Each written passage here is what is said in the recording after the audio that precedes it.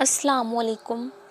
تمہارے آنسو جو تمہاری روح میں اترتے ہیں پر کسی کو دکھائی نہیں دیتے، وہ اللہ پاک دکھاتا ہے۔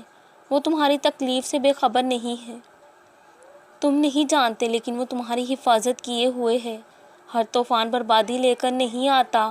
جیسے حضرت نوح علیہ السلام کے لیے طوفان ہار نہیں بلکہ جیت لایا تھا، ویسے ہی تمہاری آزمائش تمہاری جیت بن جائے گی۔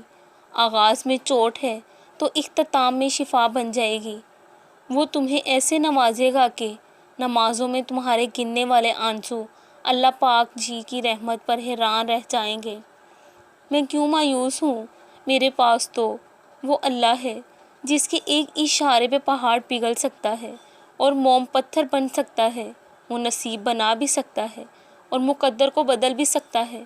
اگر ایسا نہ ہوتا تو وہ کبھی انسان کو دعا سے آشنا نہ کرواتا، معجزوں کا علم نہ دیتا، اور میرا اسی رب پر توکل ہے۔